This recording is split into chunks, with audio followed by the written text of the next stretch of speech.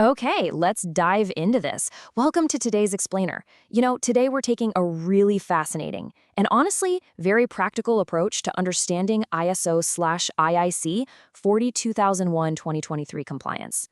I want you to think about your artificial intelligence management system not just as, a static set of policies or some rigid piece of software. Think of it as a living, breathing patient. And hey, just like any patient out there, sometimes your AI system gets sick. It needs a wellness check. When things inevitably go wrong, when data pipelines break down or security protocols fail, how do we diagnose the exact illness and actually prescribe a perfect, permanent cure? Well, that is exactly what we're going to master today. So here's our diagnostic journey for today. We'll be spotting the nonconformities, diagnosing the root causes, designing corrective measures, formulating preventative actions, and finally, documenting the whole action plan. All right, phase 1, spotting the nonconformities. Before we can even think about treating our patient, we've got to accurately understand the symptoms. So what happens when your system fails and starts showing symptoms of noncompliance? It's a pretty critical question to start with, right? In the language of ISO standards, any deviation from an expected requirement is what we call a nonconformity. It basically means your system is out of alignment with its own rules. But just like a cough could be a minor seasonal cold or it could be a sign of pneumonia, not all nonconformities are created equal. We absolutely need to know how sick the patient actually is before we start scribbling out prescriptions. Now, what's really interesting about this is the difference in scale. Let's look at a major nonconformity first. Think of this as a systemic, literal, life-threatening illness for your AI management system. This might mean deploying a generative algorithm with zero data privacy controls in place. Or maybe it's a complete collapse of your risk assessment protocols. It's a direct, massive failure that impacts the core objectives of your system. Now contrast that with a minor nonconformity. This is your common cold. We're talking an occasional lapse in logging model updates, or maybe missing a single signature on an internal audit report. Does it need treatment so it doesn't escalate? For sure, but it isn't an immediate catastrophic threat to the system's survival. Moving right along to phase 2, diagnosing the root causes. Because, let's be honest, treating the symptom alone just isn't going to cut it. A painkiller doesn't fix a broken bone.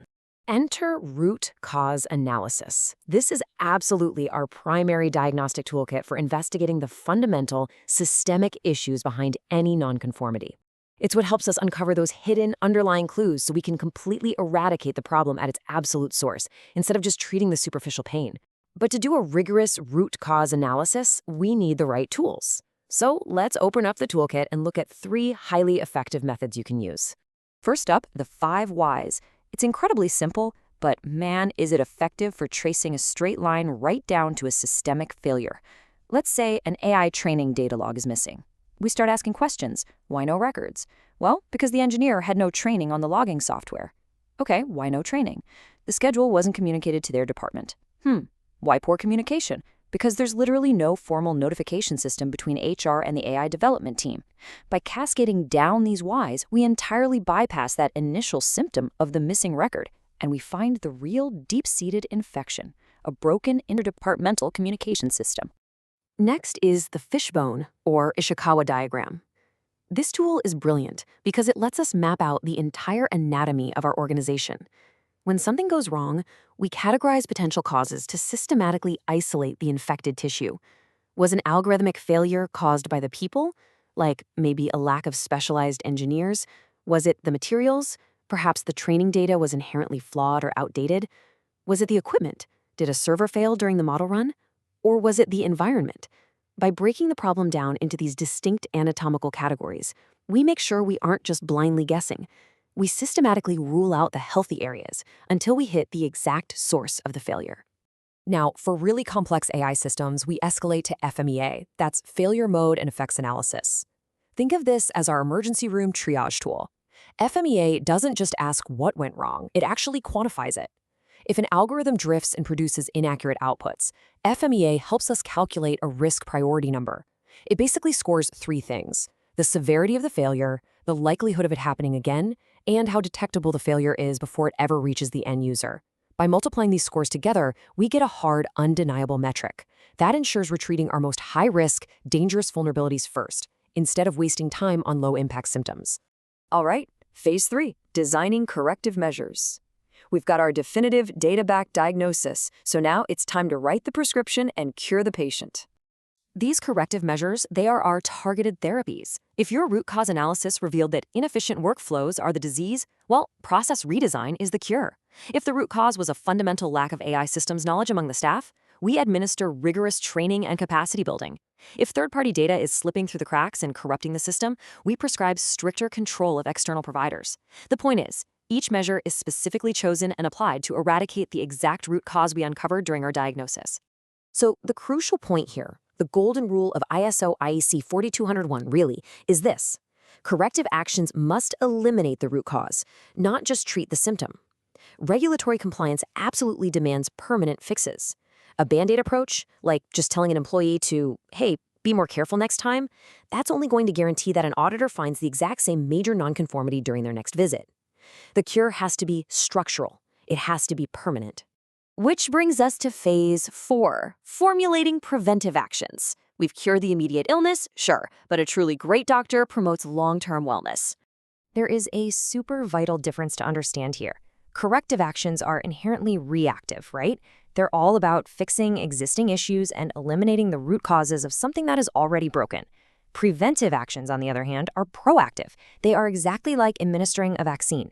They rely on your ongoing risk assessments to spot potential future vulnerabilities, like maybe a newly emerging cybersecurity threat or a planned update to an AI model. And then they address those risks before they ever even have the chance to develop into a nonconformity. Finally, phase 5, documenting the action plan. Because in the world of ISO compliance, and honestly in medicine too, if it isn't documented in the patient's chart, it simply didn't happen. And this brilliantly illustrates how you build an airtight action plan. You don't just jot down "fix it" on a sticky note and walk away. You systematically identify the nonconformities so everyone knows exactly what we're fighting. Then you set SMART objectives: specific, measurable, achievable, relevant, and time-bound. You assign clear responsibilities so someone specifically owns the cure. You define the exact actions and timelines. And crucially, step 5, verify effectiveness. You always schedule a follow-up appointment to prove that the treatment actually worked and the system is back to operating correctly. Let's look at how this plays out in the real world. Take the AI bias risk example here. The objective is crystal clear: retrain the algorithm to correct the drift. But notice the strict accountability built into this. We assign a specific owner, the AI engineer. We give them a hard, undeniable timeline of exactly 1 month. And we verify the fix through a formal fairness review. There is absolutely no ambiguity here. This kind of closed-loop process is exactly what ISO auditors expect to see.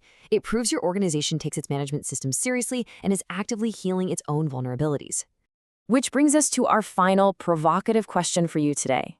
When you look at your own organization's management systems, are you just treating symptoms, or are you actually curing the disease?